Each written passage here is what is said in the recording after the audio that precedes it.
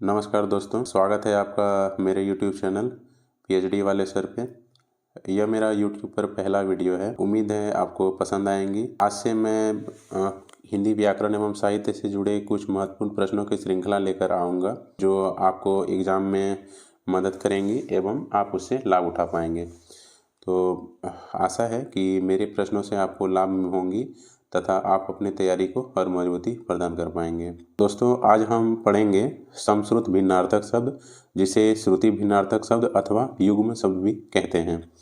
तो ये होता क्या है? तो प्रत्येक भाषा में कुछ ऐसे शब्द होते हैं जो उच्चारण एवं लेखन में काफ़ी समानता लिए हुए होते हैं, किंतु थोड़ी सी भिन्नता, चाहे वो मात्रा की भिन्नता हो अथवा शब्द की भिन्नता हो, उसके कारण उनके अर्थ में पूरी तरह से परिवर्तन आ जाता है। अगर थोड़ी सी सावधानी हम ना बरतें तो उसका अर्थ का अनर्थ हो सकता है। जैसे कि हम किसी भी शब्द को लें तो थोड़ा सा मात्रा अगर उसमें अलग आ जाए तो उसका पूरी तरह से अर्थ भी परिवर्तन हो जाता है। तो हमें ये ध्यान रखना होता है कि उसमें अंतर कहाँ आ रहा है। तो उसी का हम लोग आज देखेंगे। तो जैसे यहाँ शुरू करते हैं कि पहला है जैसे अली। अली का दो अर्थ यहाँ होता है। एक अली होता है भंवरा, कि अली का अर्थ क्या होता है? तो भंवरा।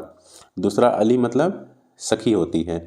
हमारे जो मित्र हो गए या सखी हो गई उसको सखी बोलते हैं। ठीक है। दूसरा उसी तरह है दिन, मतलब हर्षी का लगा है इसमें दिन, तो दिन का अर्थ हो गया दिवस, यानी कि रोज की जो हमारा दिन होते हैं, दिनचर्या होते हैं, दिवस हो गई।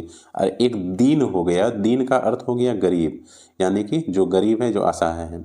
ठीक है। इसी तरह हम देखते हैं कि एक चर्म हो गया। चर्म का अर्थ हम यहाँ देखते हैं खाल हो गया, खाल से है मतलब चमड़े से है।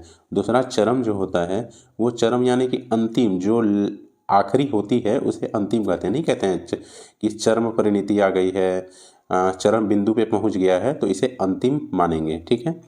तो एक पर्यंत देखते हैं, मतलब अंतिम तक यानी कि लास्ट तक, तो उसे क्या बोलते हैं? पर्यंत। ठीक है।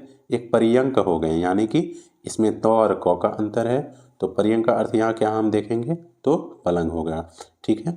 तो इसी तरह हम देखते हैं कि एक चीर होता है। चीर का अर्थ क्या है यहाँ पे? तो यानी कि एक पुराना होता है। नहीं कहते हैं चीर पुरातन है, तो मतलब काफ़ी पुराना है, तो इसे चीर यानी कि पुराना मानते हैं। और दूसरा चीर होता है। चीर यानी कि वस्त्र होता है, कपड़ा। नहीं, महाभारत में जो एक प्रसंग वर्णन आया है कि जब द्रौपदी का चीरहरण होने लगा तो कृष्ण भगवान ने माता की रक्षा की थी, द्रौपदी की। तो ये चीर एक कपड़ा हो गई। और फिर इसी तरह हम एक देखते हैं कांति होगी। कांति यानी चमक, जैसे सोने में होती है ना कांति, वो चमक होती है, तो उसे हम कांति कहते हैं। दूसरा हम क्या देखेंगे? तो क्लांति। क्लांति यानी किसी घर में नहीं कहते हैं कि इस घर में क्लांति होती रहती है, इस घर में क्लांति है, तो क्लांति यानी कि क्लेश हो गए। ठीक है। इसी तरह हम देखेंगे एक मंदिर होता है। मंदिर यानी कि जहाँ हम लोग पूजा अर्चना करने जाते हैं, मतलब जहाँ हम हिंदुओं के देवता निवास करते हैं, उसे देवालय कहते हैं, यानी कि मंदिर यानी देवालय। तो दूसरा मंदिरा हो जाता है। मंदिरा अश्वशाला। ये दोस्तों ये TRE 2 BPSC में आया हुआ प्रश्न है, तो इसे हम लोग VVI कर देंगे। तो क्या क्या होता है? तो एक मंदिर हो गया और एक मंदिरा यानी कि अश्वशाला। तो ध्यान रखेंगे दोस्तों। अगला क्या है? एक शंकर। शंकर यानी कि शिव, हमारे जो आराध्य हैं, एक शंकर होता है। वो जो शिव हो गए, भगवान शिव। और दूसरा शंकर हो गया, मतलब इसमें एक शब्द का अंतर है। इसमें तालव्य स्व का प्रयोग हुआ है शंकर में, और इसमें शंकर में जो हुआ है ये दंत स्व का प्रयोग हुआ है। इस शंकर का अर्थ क्या होता है? तो इस शंकर का अर्थ होता है मिश्रित जाति का। हम यहाँ मिश्रित जाति से दोस्तों किसी वर्ण से ना लेकर किसी ऐसे चीज़ से लेंगे जो दो अलग अलग जाति से ताल्लुक़ रखते हो। हम किसी भी चीज़ से ले सकते हैं, जैसे अनाज हो गए, दो मिश्रित जाति के किसी भी चीज़ को हम मिला दें तो उसे मिश्रित जाति का माना जा सकता है। तो ये हो गया शंकर यानी कि मिश्रित जाति का। ठीक है। तो आगे हम लोग देखते हैं एक सकल हो गया। सकल यानी कि संपूर्ण। नहीं कहते हैं सकल संसार, सकल हैं, तो यही सकल मतलब संपूर्ण हो गया। और एक शक्ल होता है जिसको सकल हम कहते हैं, वो रूप हो गया, यानी किसी का शक्ल कैसा है तो उसका रूप कैसा है। ठीक है। हाँ, ये वाला जो दोस्त है ये VVI कर लेंगे, क्योंकि ये वाला जो है ना, ये TRE 2 BPSC में आया हुआ प्रश्न है। एक तरनी और तरनी। तरनी में यह दंत न हर्षी का होता है, जिसका अर्थ सूर्य होता है। और दूसरा जो है, सॉरी दोस्तों, ये मूर्धन तनव है, क्षमा कीजिएगा। तो मूर्धन तनव हर्षी का जो होता है ये सूर्य होता है, और मूर्धन तनव दीर्घी जो होता है ये नाव होता है। तो क्या कैसे इसमें पूछेगा दोस्तों, प्रश्न कैसे आएंगे, तो आपको पूछ देगा कि तरनी और तरनी में दोनों का अर्थ क्या है। तो किसी में सूर्य दे देगा, किसी में नाव दे देगा, नाव पहले दे देगा, सूर्य बाद में दे देगा, या दोनों में अंतर परिवर्तन करके तरनी का मतलब किनारा दे देगा, या तरनी का मतलब नदी दे देगा। तो आपको दोस्तों पकड़ना ये है कि तरनी मतलब एक सूर्य होता है, और तरनी जो दूसरा अर्थ होता है ये नाव होता है। इसको ध्यान रखना है दोस्तों। तो आगे हम देखेंगे कि अनिल और अनल में क्या अंतर है। तो अनिल यानी कि हवा होते हैं, जो हवा जो बहती है, जिसे हम महसूस करते हैं उसे हवा कहते हैं। अनिल का अर्थ हवा हुआ। एक अनल हुआ, अनल मतलब आग, जो हुतासन है, जिसे पर्यायवाची में हुतासन वायु शाखा कहते हैं, उसे आग कहते हैं। ठीक है, तो अनल मतलब आग हो गया। आगे हम देखेंगे क्या, एक हो गया उपेक्षा, यानी कि निरादर, हम किसी की उपेक्षा करते हैं तो यानी कि हम उसका निरादर कर रहे हैं।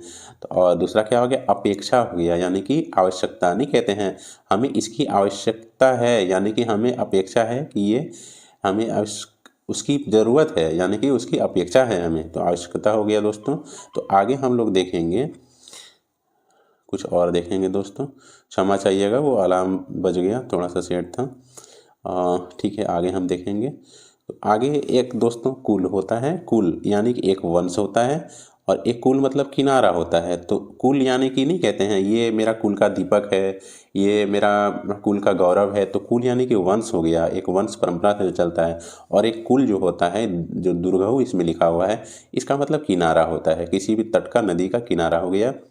एक इसमें जो होता है ना दोस्तों, अब यहाँ देखेंगे हम, एक स्रोत देखेंगे, एक स्रोत है। स्रोत का मतलब उद्गम होता है, जैसे कि किसी भी स्रोत को, कहीं से अगर कोई नदी फूटती है तो वो उसका स्रोत कहलाएगा। जैसे कि गंगा जी का जो स्रोत अगर हम मानेंगे तो वो गंगोत्री मानेंगे, तो उसी तरह उसे स्रोत वहाँ पे मानेंगे। ठीक है, तो स्रोत का मतलब उद्गम हो गया। एक स्त्रोत है, स्त्रोत का मतलब क्या होता है, स्तुति। जैसे हम किसी की स्त्रोत के द्वारा किसी को हम बुलाते हैं, किसी का मतलब हम पूजन करते हैं ना, तो स्तुति हम कर रहे हैं, तो स्त्रोत मतलब क्या हो गया, स्तुति।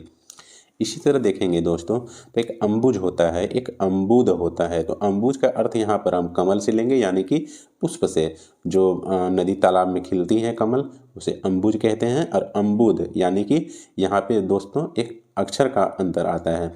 तो यहाँ पे अम्बुद का अर्थ बादल से हम लेंगे, अम्बुद यानी बादल हो गया, अम्बुज मतलब कमल। ये छोटे छोटे जो दोस्त हैं ना, एक वर्ण या एक जो हम कहेंगे एक मात्रा का जो अंतर होता है, तो बहुत कन्फ्यूजन क्रिएट करते हैं दोस्तों। आपको लगेंगे कि ये तो बहुत आसान है, लेकिन आप जब एग्ज़ाम में बैठेंगे ना, तो एक एक शब्द से आपको बहुत अंतर पड़ेगा। आप छोटा सा छोटा चीज़ ना आप गलती कराएंगे, आप सोचेंगे कि ये नहीं, ये तो बहुत आसान है, लेकिन एग्ज़ाम में ना दोस्तों आपको ऐसा मिलता जुलता देगा कि आप अंतर नहीं कर पाएंगे कि दोनों में अंतर क्या है। तो इसीलिए दोस्तों ध्यान से देखिएगा कि अंतर कहाँ है। यहाँ जौ में अंतर है, यहाँ दौ में अंतर है। तो यही हो गया कि अम्बुज मतलब कमल, अम्बुज मतलब बादल।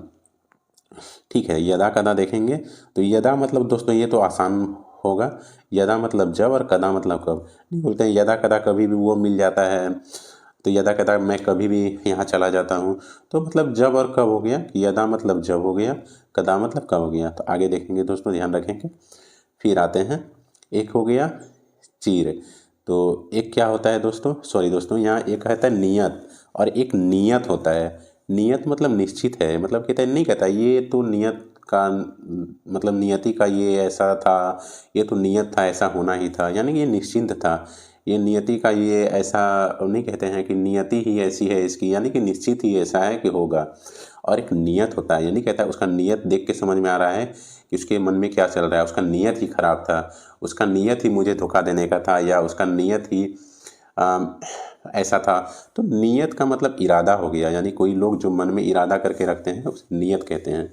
ठीक है, और एक नियत का अर्थ हो गया निश्चित हो गया। तो इसमें सिर्फ हर्षी और दीर्घी का अंतर है, ध्यान रखेंगे। अच्छा दोस्तों, यहाँ देखेंगे एक कपिस आ गया, ये कपिस आ गया। इसमें थोड़ा सा वीवीआई कर लेंगे क्योंकि ये कन्फ्यूजन वाला है।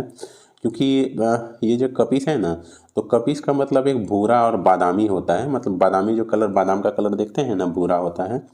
तो उसी हम मानेंगे बूंदा और बादामी।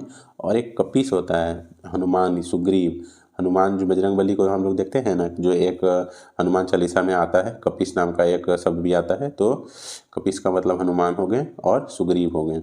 तो बस दोस्तों यही ध्यान रखना है, इस सब में इतना ही अंतर है।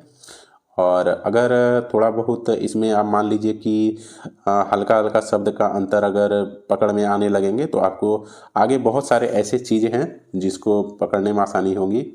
तो धन्यवाद दोस्तों, आज के लिए इतना ही।